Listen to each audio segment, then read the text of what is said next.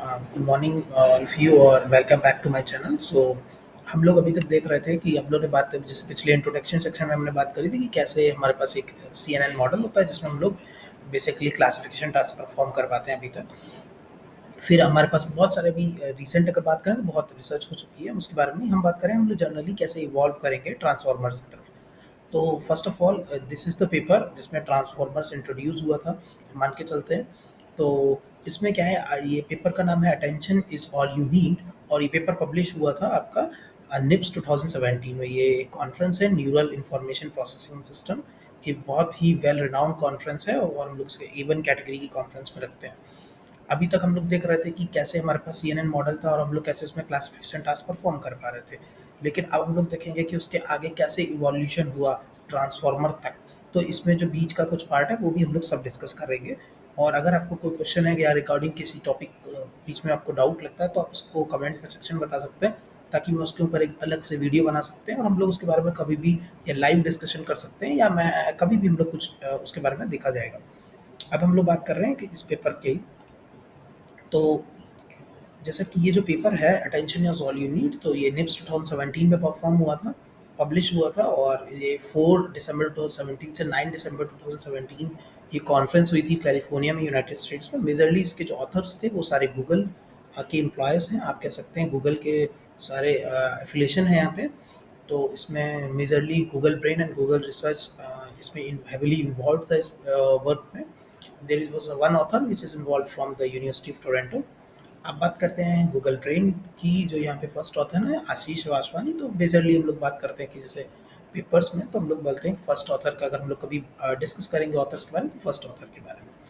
तो this is the view and down the outline. So in इस paper में हम लोग देखेंगे कि कैसे जैसे हम लोग बात करते हैं नेचुरल लैंग्वेज प्रोसेसिंग की, तो हम लोग बात करेंगे कि क्यों हमने नेचुरल लैंग्वेज, जैसे हम लोग बात करें कि अगर इमेज की, तो इमेज एक 2D स्ट्रक्चर है, और अगर आप लैंग्वेज प्रोसेसिंग की बात करें वो 1D स्ट्रक्चर है। तो हम लोग 1D एक स्ट्रक्चर ज़्यादा आसान होता है परफॉर्म करना ऑपरेशंस, तो इसलिए हम लोग 1D स्ट्रक्चर में देखेंगे। बाद में देखेंगे कैसे हमने ये 2D स्ट्रक्चर में लेके गए, इसमें कैसे अटेंशन आया ट्रांसफार्मर, और इसमें हम लोग बात करेंगे स्केल डॉट प्रोडक्ट अटेंशन की, मल्टी हेड अटेंशन की, है ना, सेल्फ अटेंशन की, और feed forward layer, positional encoding, beam search experiments की।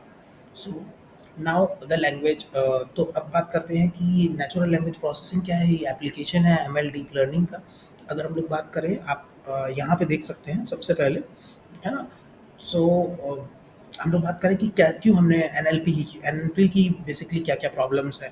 तो NLP में हम लोग बात करें तो लैंग्वेज प्रोसेसिंग है, तो इसमें किसी लैंग्वेज की बात करेंगे तो इसमें sentence classification, sentence to sentence में मान लो लैंग्वेज कन्वर्जन हो गया, या आप ग्रामेटिकल मिस्टेक्स ढूंढ रहे हैं, या आप सेंटेंस को इलेबरेट कर रहे हैं, मिनिमाइज कर रहे हैं। बेसिकली आप वो एक्टिव से पैसिव, पैसिव से एक्टिव, कुछ भी आप इसी टाइप के कोई भी ऑपरेशन लैंग्वेज प्रोसेसिंग का इन्वॉल्व कर सकते हैं। अब हम बात कर रहे हैं कि जब लैंग्वेज प्रोसेसिंग की बात कर रहे थे तो हम लोग जब सबसे पहले हम लोग बात कर रहे थे CNN की। तो आप यहाँ पे देख सकते हैं, है ना। अगर हम लोग यहाँ पे देख सकते हैं, जो ये हम लोग ने प्रॉब्लम्स इन CNN को भी हमने डिस्कस करा है। तो इसमें अगर हम लोग बात करें तो हम लोग ने बता रहे थे कि जो CNN एक्चुअली में है उसमें क्या हो रहा था आपका, ये एक अगर हम लोग CNN की बात करें तो इसमें क्या हो रहा था, यहाँ पे ये हमारा एक इमेज थी, इसको हम लोग किसी मान लो 1D स्ट्रक्चर में ला रहे थे। फिर हम लोग इसको जब नेक्स्ट में ले जाके ऐसा कुछ ला रहे थे ब्लॉक्स में, है ना। और धीमे धीमे हम लोग जब इसको नेक्स्ट आप ये ले जाके मतलब किसी एक बड़े स्ट्रक्चर में ये हमारा कह सकते हैं बॉक्स में आ रहा है, और धीमे धीमे हम लोग इसको इस तरह से ऐसे एक लेयर में लाके, और इसके बाद हम लोग इस ये मान लो कि हमारा क्लासिफिकेशन हम लोग कर रहे हैं, तो ये हम लोग ने 10 क्लासिफिकेशन में हम लोग ने कर दिया है कि यहाँ पे किसके जो क्लासेस है, मान लो 1 क्लास, 2 क्लास, 3 क्लासेस में हमने कर दिया। अब दिक्कत क्या होती है कि आपका जो ये खाली एक इमेज, या है ना, खाली एक इमेज पे परफॉर्म कर पाएगा, या फिर ये खाली किस पे परफॉर्म कर पाएगा, या मतलब एक टाइप के इनपुट पे। अब अगर हम लोग बात करें इसमें वीडियो देने की, या फिर हम लोग बात करें कोई टेक्स्ट देने की, तो टेक्स्ट और वीडियो में क्या होता है कि टाइम इन्वॉल्व होता है। यहाँ पे टाइम इन्वॉल्व नहीं है, यहाँ पे एक बस जनरली मैसेज है जो आपस में इंटर रिलेटेड पिक्सल्स हैं। यहाँ पे जो पिक्सल्स हैं वो आपस में इंटर रिलेटेड है, और हम लोग उसको प्रोसेस करके हम लोग उसके बीच का आप कह सकते हैं, हम लोग उसके बीच में जो रिलेशनशिप निकाल के और उस चीज़ों के बारे में डिस्कस कर रहे हैं। लेकिन जब CNN हमें क्या अलाउ नहीं करता, टाइम सीरीज़ को। तो अगर आप इसमें कोई सिग्नल परफॉर्म करना चाहते हैं, अगर आप मेजरली जैसे बात करें, अगर आप कोई यहाँ पे कोई सिग्नल देंगे, तो ये जो सिग्नल है, ये आपको CNN में आप उसको परफॉर्म नहीं कर सकते, क्योंकि CNN क्या है, एक टाइम सीरीज सिग्नल है ना? तो यहाँ पे टाइम को इन्वॉल्व नहीं करा जा सकता। और अगर आप यहाँ पे कुछ भी लेते हैं, बेसिकली आप कर सकते हैं, नो डाउट आप इसके एम्पलीट्यूड को क्लासिफाई करके कर सकते हैं, बेसिकली मैं उस चीज़ को मना नहीं कर रहा हूँ। लेकिन हम लोग बात करें कि जब टाइम इन्वॉल्व होता है, तो उसके साथ प्रॉब्लम क्या आती है कि एक चीज़ दूसरे से इन्वॉल्व रहती है। अगर मैं इस पूरे सिग्नल को एज ए क्लासिफिकेशन की तरह यूज़ करूँ, तो नो डाउट आप एम्पलीट्यूड की मदद से इसको क्लासिफाई कर सकते हैं, बिल्कुल सेम इसी प्रोसेस में ले जाके कन्वर्ट करके। लेकिन अगर मैं बात करूँ कि आपको सेंटेंस क्लासिफिकेशन करना है, या आपको ऐसा कुछ करना है जिसमें हर एक चीज़ का एक आउटपुट होगा, तो आप इसमें ये चीज़ आप परफॉर्म नहीं कर पाएंगे। आपको टाइम, या आपको मान लो वीडियो परफॉर्म करनी है, तो आप ऑपरेशन हर एक इमेज पे अप्लाई कर रहे हैं, लेकिन जो उससे मान लो कि जो रिलेटेड या एडजेसेंट जो पिक्सल है, या एडजेसेंट, सॉरी पिक्सल नहीं, एडजेसेंट जो फ्रेम है, उसमें आप ये नहीं परफॉर्म कर पाएंगे, है ना? तो क्या है कि ये सारी दिक्कतें आती हैं। अब अगर हम लोग बात करें कि इसमें ये सारी दिक्कतें आएँगी। अब CNN में आपको पता चल गया कि CNN में क्या प्रॉब्लम आ रही है, इसके लिए हमने क्या है, RNN का यूज़ करा। अब RNN की यूज़ करने में क्या होता है, जैसे अगर बात करें, तो RNN, या आप लोग कह लें कि जो मेथड्स हमारे वो RNN है, LSTM है। तो इसमें RNN की बात करें, तो RNN हमें सीक्वेंशियल नेचर में आप देखेंगे कि RNN के वैसे हमारे पास बहुत सारे होते हैं। एक होता है one two many, one two one, one two one RNN है, जिसमें आपको जो सिंपली आप ये जो टास्क हम लोग बता रहे थे क्लासिफिकेशन टाइप, उस टाइप का वर्क है। लेकिन आप अगर बात करें वन टू मैनी की, मतलब आपका इनपुट एक है और आपके आउटपुट ज़्यादा है, तो उसमें क्या है, रिकरेंट आपको सेल चाहिए होगा, तो वो आप जो परफॉर्म करना है। या अभी हम लोग सेंटेंस टू सेंटेंस कर रहे हैं, तो ये क्या है, मैनी टू मैनी है। इसमें हम लोग देखेंगे हमारे नंबर ऑफ आउटपुट्स भी ज़्यादा है और नंबर इनपुट भी ज़्यादा है। तो हम लोग इसका एक एग्जाम्पल यहाँ पे ले लेते हैं। तो जैसे कि हमने यहाँ पे द कैट ईट्स का एग्जांपल लिया है। अब हमने एक इनपुट दिया x1 में द, और ये हमारा एक स्ट्रक्चर है वर्ड, इसको हमने एक वर्ड वेक्टर में मान लो कन्वर्ट कर लिया। सिंपली जो हमारा द है, ये एक अल्फ़ाबेट है, तो हमने इसको न्यूमेरिक फॉर्म में कन्वर्ट कर लिया है। तो उसको हम लोग वर्ड वेक्टर कह रहे हैं, जो वैल्यूज़ होंगी न्यूमेरिक में। और हम लोग ने इसको एक एनकोडर को दिया, ठीक है?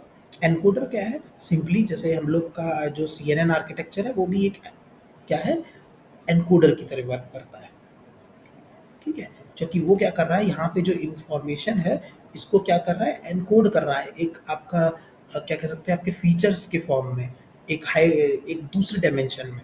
तो वो एनकोडेड हो गया। बस आप जस्ट अगर क्लासिफिकेशन टास्क ना परफॉर्म करें, तो आपका जो लास्ट में इमेज कह सकते हैं कि ये हमारी ओरिजिनल इमेज थी, मान लो 16x16 की, और यहाँ पे 5x5 का जो फीचर मैप हमें मिला, तो वो हमारा क्या हो गया, एक एनकोडेड फॉर्म में हो गया 5x5 फीचर। तो ये फीचर मैप है, तो इसको हम लोग एनकोडर के फॉर्म में यूज़ कर सकते हैं। तो दिस इज कॉल्ड एनकोडर, जिसमें आपका इनपुट का लेन जाता है, बाद में आपने उसको आउटपुट दिया है। तो आपने यही हमने यहाँ पे करा, जस्ट CNN वाला टेक्निक यहाँ पे भी लगाया, जो हम लोग CNN में कॉन्वोल्यूशन लेयर वगैरह लगा रहे थे, सेम वही लेयर्स हमने यहाँ पे भी लगा दिए हैं, है ना?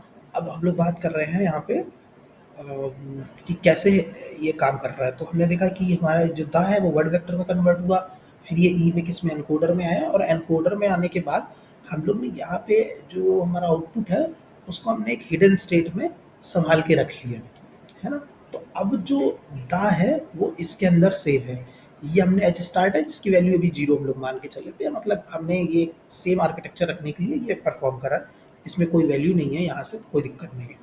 अब जब H0 की वैल्यू नेक्स्ट एनकोडर में जाएगी, तो आप देख रहे हैं कि अब हम लोग क्या कर पा रहे हैं, हमारा इनपुट भी मिल गया, और आप चाहते तो यहाँ से डायरेक्ट आउटपुट जनरेट कर लेते। दास का मान लो फॉर्म जो है DIE, आपको जो जनरेट करना था, वो आप यहाँ से जनरेट कर सकते थे, ये भी कर सकते थे। लेकिन हम लोग देखेंगे अब क्या है, हम लोग ने एक कैट दिया, कैट को हमने इनकोडर में डाला, और यहाँ पे हम लोग ने अभी क्या कर लिया है,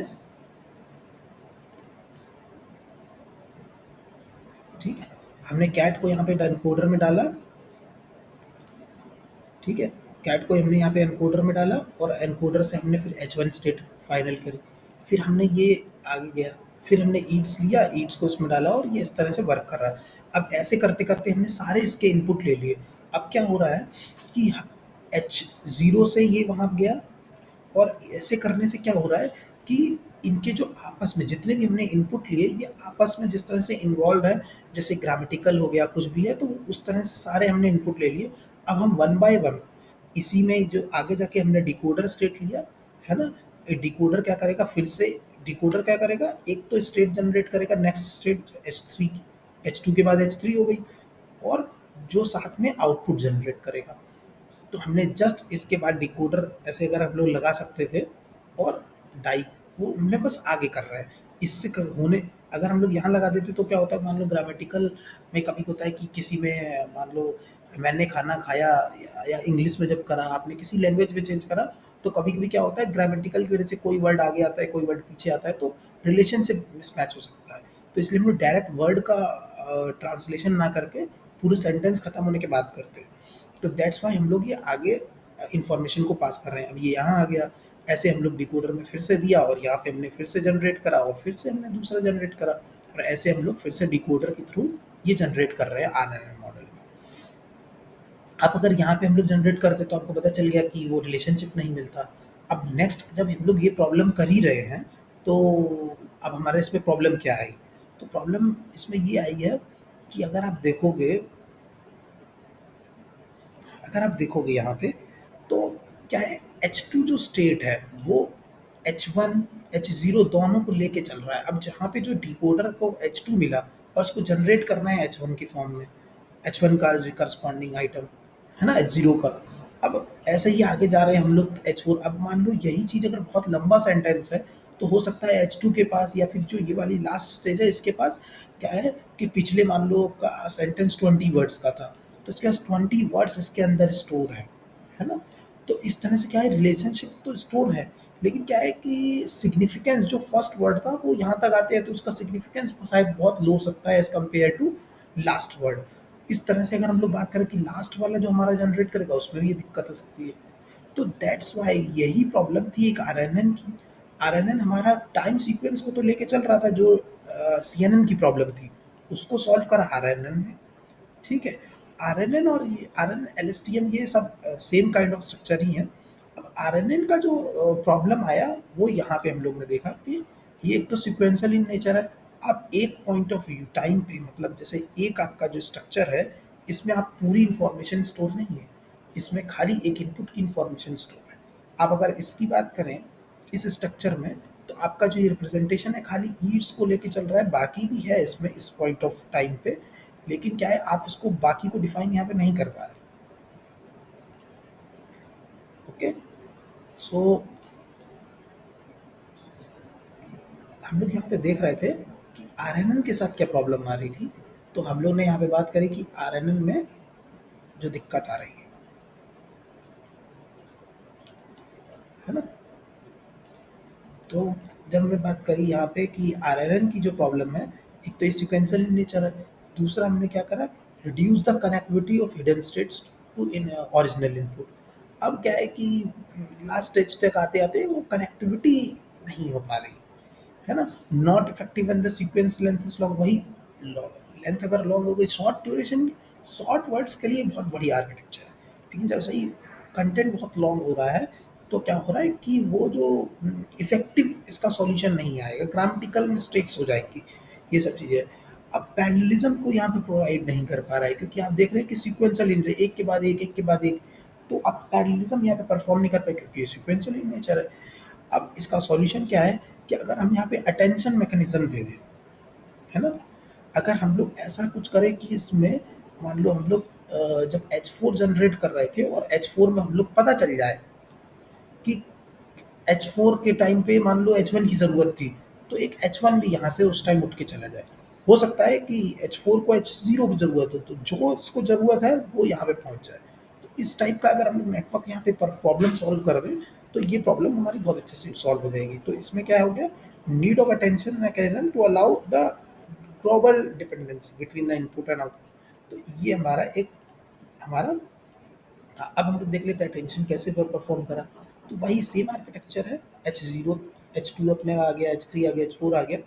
अब हम लोग को मान लो ये जनरेट करना है, तो हम लोग ने यहाँ पे क्या करा, जब यहाँ से वैल्यूज आई मान लो, तो हम लोग यहाँ पे मान लो अटेंशन लगाने की कोशिश करते हैं। तो हम लोग अब हो सकता है आपको तो सीधा बोलना है कि यार H2 ही तो आना है, तो आप H2 यहाँ पे डायरेक्ट दे सकते थे। अगर यहाँ पे H2 डायरेक्ट आता तो क्या होगा, तो H2 भी आ गया, आपकी स्टेट आ गई, तो रिलेशनशिप भी आपको मिल गया। आपने किसको फोकस करना था, H2 को, यानी ईट्स को, वो भी आपको यहाँ से मिल गया। और अब जो ये यहाँ पे रिजल्ट जनरेट करेगा वो बहुत ही गुड और इफेक्टिव होगा, गुड रिजल्ट आएंगे, है ना। तो ये चीज़ हमारी अचीव हो रही है यहाँ पे। लेकिन अब H2 को ही क्यों ले, हो सकता है ग्रामर के हिसाब से मान लो यहाँ पे कैट आना था और ईट वाला यहाँ पे आना था, इस वाली लोकेशन पे ईट आना था और इसको कैट आना था। अगर ऐसा होना था तो क्या करोगे। तो हमने वही बात कर रहे थे कि इसीलिए जो अटेंशन जो हमारा है, आपको सर्च भी करना पड़ेगा कि किस टाइप का आपको मतलब यहाँ पे की सर्च करनी पड़ेगी। तो हमने एक नया टेक्निक यहाँ पे क्या करा कि हम यहाँ पे क्या कर रहे हैं कि की सर्च कर रहे हैं। हमारे पास एक लिस्ट ऑफ कीज़ है ना, ये कीज़ है लिस्ट ऑफ, और हम लोग यहाँ पे बात करेंगे इन कीज़ के रिगार्डिंग वैल्यू है, मतलब K1 के रिगार्डिंग मान लो H0 है, K2 के रिगार्डिंग H1 है, K3 के रिगार्डिंग H2 है। इस काइंड ऑफ हमने ये एक पेयर्ड सेट है। अब हम लोग को क्या करना है, यहाँ पे क्वेरी हम लोग को पता है।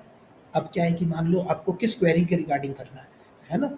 आपको मान लो जो आपकी प्रीवियस क्वेरी आई थी वो, तो हम लोग अटेंशन में देख रहे हैं हमारे पास एक क्वेरी सेट है ना, कि आपकी क्वेरी क्या थी। तो क्वेरी हमारी क्या होगी, पूरी आएगी, क्वेरी तो पूरी है। तो ये इनपुट गया यहाँ पे। अब हम लोग यहाँ पे देखेंगे इसके रिगार्डिंग बेस्ट यहाँ पे सॉल्यूशन किसकी डिमांड है, तो हम लोग वो यहाँ पे परफॉर्म करेंगे की के थ्रू, और उसके रिगार्डिंग की वैल्यू को हम लोग उठा लेंगे। तो हम लोग ने क्या करा, क्वेरी और की का ट्रांसपोज करा, मल्टीप्लाई करा, और हम लोग को पता चल जाएगा किस टाइम पे हमें किस क्वेरी में किस की ज़रूरत है। तो उसी रिलेशन के हिसाब से हम लोग उस जो हमारा वेट आएगा, टेंशन वेट हम लोग कहेंगे जिसे, और उसके रिगार्डिंग की जो वैल्यू होगी उसको हम लोग ले लेंगे। अब अगर क्वेरी मान लो हमारी एक वर्ड की है ना, सिंगल क्वेरी है, तो वो वेक्टर के फॉर्म में हम लोग जनरेट करेंगे, जो वर्ड वेक्टर हम लोग बात कर रहे थे। अब मैट्रिक्स, क्योंकि की तो मैट्रिक्स ही है ना, और हमारा वैल्यूज़ भी उसके रिगार्डिंग मैट्रिक्स है। जब इसका मल्टीप्लाई करेंगे तो हमें वेक्टर मिलेगा, और फिर जब इसका आपस में मल्टीप्लाई होगा वेक्टर के साथ, तो हमें भी रिजल्ट में वेक्टर मिलेगा। ठीक है। अब यहाँ पे क्या है, मैट्रिक्स है, मैट्रिक्स का मल्टीप्लाई होगा तो मैट्रिक्स मिलेगा, और यहाँ पे भी जब मल्टीप्लाई होगा मैट्रिक्स मिलेगा। तो अगर हमारे पास नंबर ऑफ क्वेरी ज़्यादा है तो उसके रिगार्डिंग हमें मैट्रिक्स परफॉर्म मिलेगी, और हमें भी एक रिजल्टेंट आउटपुट मिलेगा। तो ये हमारा एक अटेंशन का हमारा एक क्राइटेरिया थी। अब हम लोग बात करते हैं कि ट्रांसफॉर्मर इस पेपर में क्या इंट्रोड्यूस हुआ। अब हमने बात कर ली कि आर एन है ना, सी एन एन की प्रॉब्लम हमने आर एन एन से सॉल्व करी, आर एन एन की प्रॉब्लम को सॉल्व करी अटेंशन से। ठीक है। अब हम लोग बात कर रहे हैं कि ट्रांसफॉर्मर्स की क्या है हुआ। तो इसमें आप देखोगे दो आर्किटेक्चर हैं, एक यहाँ पे है इनपुट, ये तो इनपुट और आउटपुट हो गया। और अगर हम लोग इसको डिवाइड कर दें, है ना, तो लेफ्ट साइड वाला जो है वो हमारा क्या है, एनकोडर। आप देख लीजिए इनपुट है उसको आप एनकोड कर रहे हैं, और फिर लास्ट में हम लोग डिकोड कर रहे थे, तो ये डिकोडर। ठीक है, ये एक सिंपल है। अब हम लोग देखेंगे यहाँ पे क्या क्या किस टाइप की लेयर है। आप देख रहे हैं मल्टी हेड अटेंशन लेयर यहाँ पे यूज हो रही है। कितनी है, ये दो, और ये तीन मल्टी हेड अटेंशन लेयर है। यहाँ पे फीड फॉरवर्ड लेयर है। ठीक है, यहाँ पे पोजिशनल एनकोडिंग है। तो ये मेजरली हम लोग ने यूज़ कर रहा है। अब इसको देखेंगे कैसे इनमें क्या यूज़ हुआ है। तो आप देख सकते हैं हम लोग ने यहाँ पे बताया किस टाइप के अटेंशन को हमने यूज़ करा है। तो हमने देखा कि यहाँ पे तीन अटेंशन यूज़ हुए। अगर हम लोग ध्यान से देखें अटेंशन में हम लोग पहली बात कर रहे थे, क्या था, क्वेरी है, की है, और उसकी वैल्यू है। तो तीन चीज़ें होंगी। तो अब यहाँ पे हमने देखा कि तीनों चीज़ें यहीं से गई, तो ये क्या है, सेल्फ अटेंशन हो गया इन एनकोडर, मतलब अपने एनकोडर से ही इसको तीनों वैल्यूज मिल रही। हम लोग यहाँ पे देखा तो सेल्फ अटेंशन इन डिकोडर हो गया, डिकोडर से ही ये तीनों वैल्यूज ले रहा है। और यहाँ पे हमने देखा कि क्या कर रहा है ये, जो हमारी एक वैल्यू हमारी किससे आ रही है, डिकोडर से, बाकी दो वैल्यू आ रही है एनकोडर से। तो ये हमारा हो गया एनकोडर डिकोडर अटेंशन। अब कैसे ये काम कर रहा है आप देख रहे हैं, मल्टी हेड अटेंशन है, तो ये मल्टी हेड अटेंशन ये रहा, है ना। अब हम इसमें हमने देखा कि तीन वैल्यूज आ रही थी हमारी, ठीक है, और तीनों वैल्यूज जब यहाँ पे गई, ठीक है, तीनों वैल्यूज जो हमारी यहाँ पे गई, उसके रिगार्डिंग हमने डॉट स्केल प्रोडक्ट अटेंशन, हमने ये एक ऑपरेशन परफॉर्म करा है, और उसको हमने फिर लास्ट में कॉनकैटिनेट करके आउटपुट दे दिया है। हम्म, तो इस तरह से हम लोग मल्टी हम लोग परफॉर्म कर पा रहे हैं, मल्टी टाइम ऑपरेशन परफॉर्म कर पा रहे हैं। अब ये एक्चुअल में ऑपरेशन क्या है, ये क्या कर रहा है, आप मतलब नंबर ऑफ आउटपुट आपके इनपुट ज़्यादा है, तो उस हिसाब से ये उनको सबको ले रहा है, उसका रिजल्ट निकालता है, कॉन्केट करके दे देता है। तो आपको बार बार ऑपरेशन परफॉर्म करने की जरूरत नहीं, एक ही टाइम पे पैरेलल ये प्रोसेसिंग हो रही है। अब यहाँ पे हम लोग देखते हैं इसमें हो क्या रहा है, आपकी जो वैल्यू गई है ना, सबसे पहले वही सिंपल हम लोग बात कर रहे थे कि क्वेरी और जो की है उसका आपने ट्रांसपोज करके मल्टीप्लाई करा, है ना। अब यहाँ पे हमने एक स्केलिंग फैक्टर यूज़ कर लिया है ताकि वो हमें ऑप्टिमाइज़ करें, हम लोग उसको देख लेते हैं नेक्स्ट स्लाइड में होगा। तो ये दोनों जैसे हमने मल्टीप्लाई करा, इसके बाद एक हमारे पास स्केलिंग एक फैक्टर है, उसके बाद हम लोग क्या कर रहे हैं, इसको मार्क्स लेके हमने बची बात करता है soft max layer. Soft max layer क्या करती है एक्चुअली में, जैसे हम लोग क्वेरी और जो की का हमने ट्रांसपोज करके जो प्रोडक्ट बनाया है, अब क्या होगा कि सॉफ्ट मैक्स जैसे आपका क्या करता है कि जैसे आपके तीन क्लास हैं, जैसे सॉफ्टवेयर लेयर हम लोग लास्ट में लगाते हैं, जैसे हम तीन क्लास है, तो बताएगा कि पर्टिकुलर इस क्लास में कितनी प्रोबेबिलिटी है, इसकी कितनी, सेकंड की कितनी प्रोबेबिलिटी, थर्ड की कितनी प्रोबेबिलिटी। तो यहाँ से आपको और टोटल प्रोबेबिलिटी का क्या होता है आउटपुट, एडिशन क्या होता है, सम क्या होता है, वन होता है। तो सॉफ्टवेयर लेयर यही करेगी, तो हमें पता चल जाएगा कि किस कौन सा हमारा जो की है वो ज़्यादा इंपॉर्टेंट है, जिसका वेट ज़्यादा है। तो इसके इससे हमें सॉफ्टमैक्स लेयर से उसका वेटेज मिल जाएगा, ठीक है। अब हमें पता चल जाएगा कि मान लो तीन जो की है उसमें से इस थर्ड की का वेटेज ज़्यादा है, तो ये वाली हमें यूज़ करनी है। उसके रिगार्डिंग हम लोग ये मल्टीप्लाई करेंगे और हम लोग उसके रिगार्डिंग वैल्यूज़ ले लेंगे, तो हमें लास्ट में वो वैल्यू मिल जाएगी। सेम वही करना है ना। तो आपने देखो सॉफ्टमैक्स में ये काम करा, ठीक है, डॉट प्रोडक्ट में क्यूटी ये कर दिया। इसके बाद आपने एक बस एक जो ये हमारा एक स्केलिंग फैक्टर है डी के, ये हम लोग बात करेंगे कि कैसे ये क्या करता है। तो यही बस एक परफॉर्म करा है सॉफ्टमैक्स लेयर के साथ, और डॉट भी कर दिया, यही हमारा अटेंशन हम पहले भी कह रहे थे, वो सेम अटेंशन वही है। मल्टी में क्या करा है कि अब हम लोग बात कर लें मल्टी में क्या है। आप आपके जो मल्टीपल अटेंशन है, मान लो आपके 8 हेड्स, है ना, तो आपके वहाँ पे 8 आपकी क्वेरी आई है, 8 क्वेरीज हैं आपके पास। तो आप अलग अलग क्वेरी को बार बार परफॉर्म ना करके आप एक ही बार में ये इस तरह से कर सकते हो। और जब ये क्या होगा कि सब कुछ परफॉर्म होगा, लास्ट में वो सिंगल सिंगल काम करेगा और लास्ट में उसको कॉन्केटेनेट कर देगा आपकी जो वैल्यूज़ को। तो आपका इसमें क्या है कि पैरेललिज्म आपका हो जाएगा, है ना। तो यही हमारा एक मल्टी हेड अटेंशन हम यूज़ कर रहे हैं पैरेललिज्म प्रोवाइड करने के लिए। अब क्या है, एप्लीकेशंस क्या है इसके, हमने बात करा एनकोडर डिकोडर अटेंशन। ये क्या करता है कि क्वेरी जो है वो हमारी प्रीवियस डिकोडर से आ गई, है ना, और जो के और वी वैल्यूज़ हैं वो हमारी एनकोडर से आ गई। तो सो क्योंकि क्वेरी और वैल्यूज़ तो आपकी सेम रहेंगी, तो हमने वो जो है वहाँ से उठाई है, क्वेरी आपकी हर बार अलग रहेगी, वो हम लोग ने यहाँ से उठाई है कि किस क्वेरी के रिगार्डिंग आप यहाँ से जनरेट कर रहे हैं डिकोडर में, है ना। अब बात करें कि यहाँ पे सेल्फ अटेंशन इन एनकोडर के, तो सेल्फ अटेंशन आप समझ रहे हैं कि पूरा पूरा एनकोडर से यहाँ से ले लिया गया है, यही है। और इसमें भी है, इसमें भी क्या है, सब कुछ अब कहाँ से ले लिया, डिकोडर से ले लिया है। अब ऐसा क्यों कर रहे हैं सेल्फ अटेंशन में, तो देख लेते हैं कि ये क्या करता है, हमें अलाउ करता है to attend earlier positions in the output sequence. This is done by ये फ्यूचर पोजीशन। अब लोग समझ लेते हैं कि मान लो हमारा ये पूरा एक सेंटेंस, ठीक है। अब हमने जो अभी तक निकाला है वो आई प्ले के लिए निकाला है, ठीक है। तो हमारी एक्चुअली में क्या है, आई प्ले तक के लिए तो रिजल्ट आ चुका है, तो क्वेरी क्या होगा इस सॉकर, ये हमारा क्या है वेक्टर, ठीक है। इसके लिए जब हम लोग काम करेंगे तो आई प्ले जो है वो वहाँ तो यूज़ हो गया, लेकिन इन द मॉर्निंग आपका यूज़ नहीं होगा, है। तो अब डिकोडर क्या करेगा, अगर हम लोग यहाँ पे देखें तो ये क्या करेगा, क्वेरी हमारी क्या गई, क्वेरी हमारी क्या गई थी, सॉकर, यहाँ से क्वेरी गई। और जो हमारी कीज़ और वैल्यूज़ हैं वो सबके रिगार्डिंग आएंगी, मतलब जो आई प्ले और इन द मॉर्निंग के रिगार्डिंग, सबके रिगार्डिंग आएगी।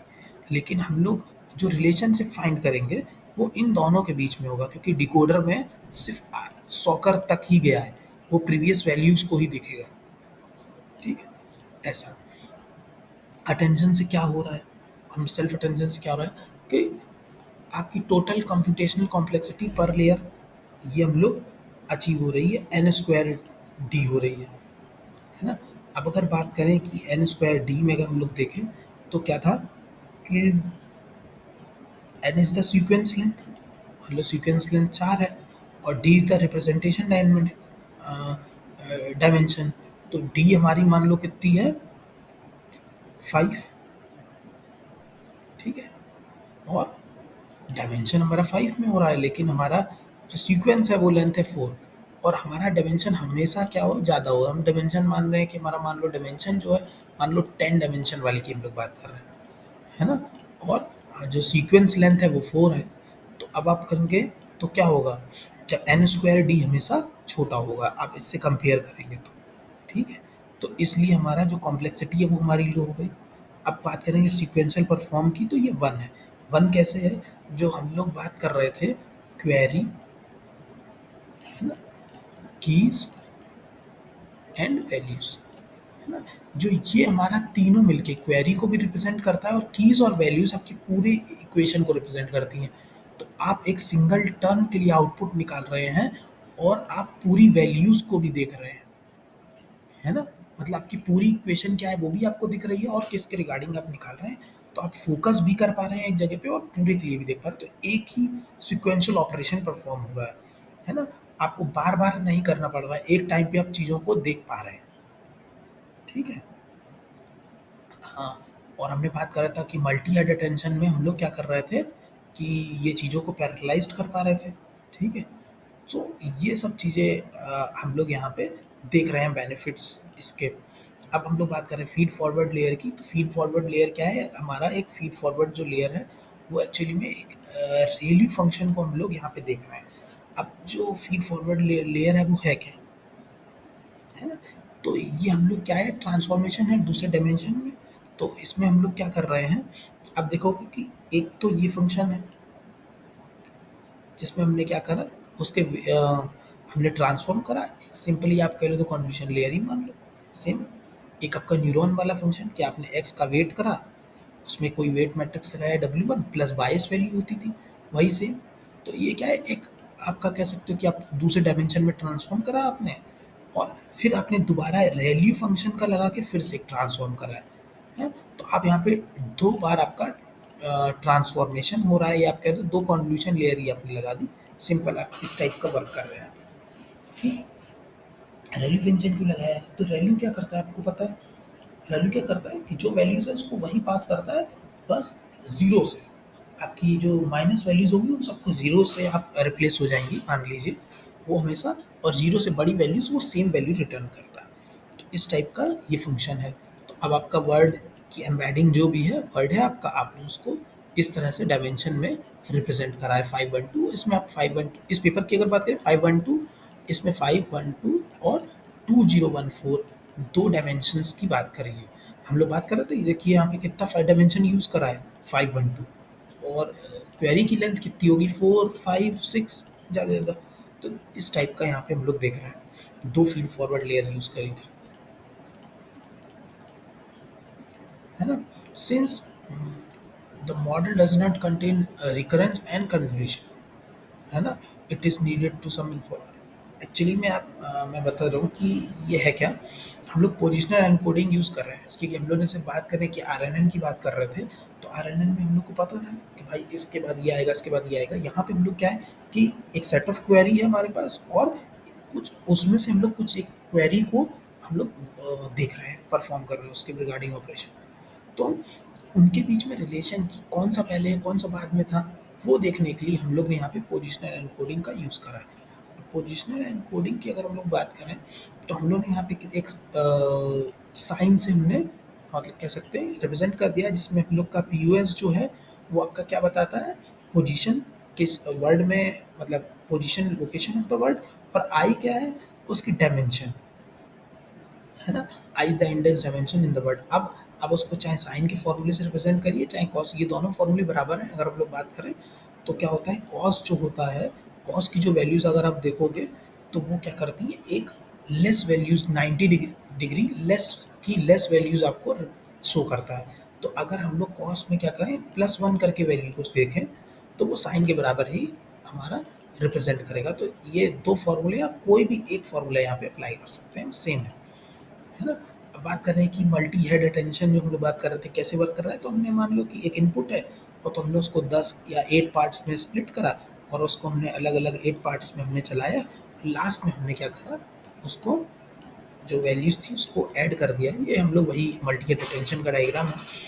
अब इस प्रोजेक्ट में हम लोग को समझ में आ गया कि आरएनएन में क्या प्रॉब्लम थी, सीएनएन में क्या प्रॉब्लम थी, जो आरएनएन ने सॉल्व करी, आरएनएन की प्रॉब्लम थी जो अटेंशन ने सॉल्व करी। और अटेंशन में हम लोगों ने ये सेल्फ अटेंशन गेन करके एक हमने नया ट्रांसफार्मर का एक यहाँ पे एक अटेंशन एक मैकेनिज्म का यूज़ करते हुए एक ट्रांसफार्मर मॉडल का यहाँ पे दिया है।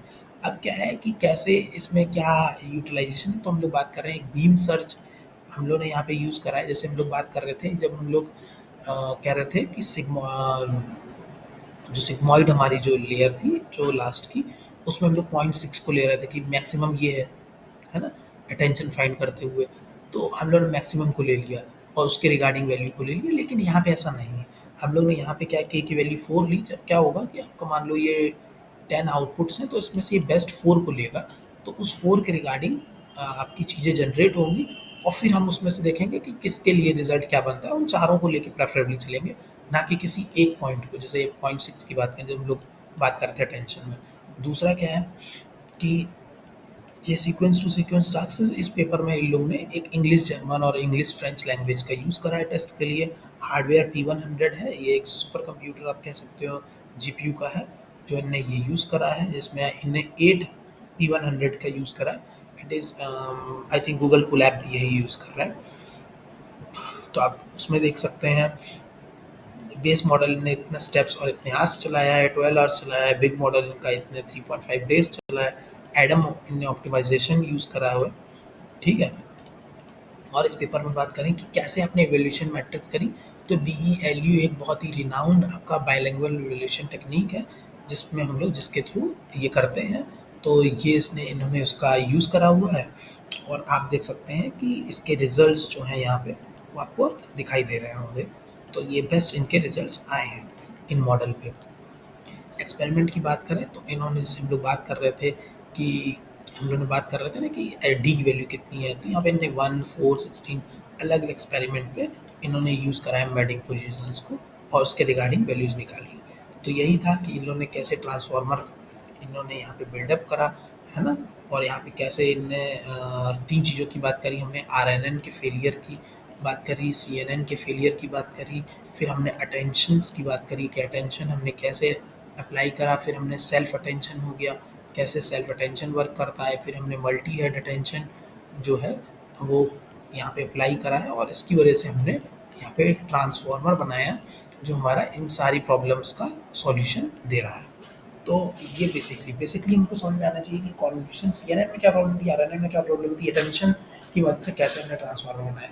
अब हम लोग नेक्स्ट जब हम लोग बात करेंगे इस पेपर के अलावा, जब भी हम लोग अब जब हम लोग बात करेंगे तो हम लोग बात करेंगे कि कैसे हम लोग विजन ट्रांसफार्मर की तरफ बढ़े। ये तो हमारा 1D आर्किटेक्चर हो गया कि हम लोग आरएनएन की प्रॉब्लम को कैसे सॉल्व करा। हम लोग बात करेंगे कैसे ये इमेज में हम लोग वर्क, क्योंकि बेसिकली हमारा जो फोकस्ड एरिया है वो कंप्यूटर विजन है। तो हम लोग उसमें बात करेंगे कि कैसे विजन ट्रांसफार्मर विजन ट्रांसफार्मर्स हमारा आया नोटिस में। तो वो हम लोग बात करेंगे नेक्स्ट वीडियो में। Thank you for joining this, है ना। So thank you.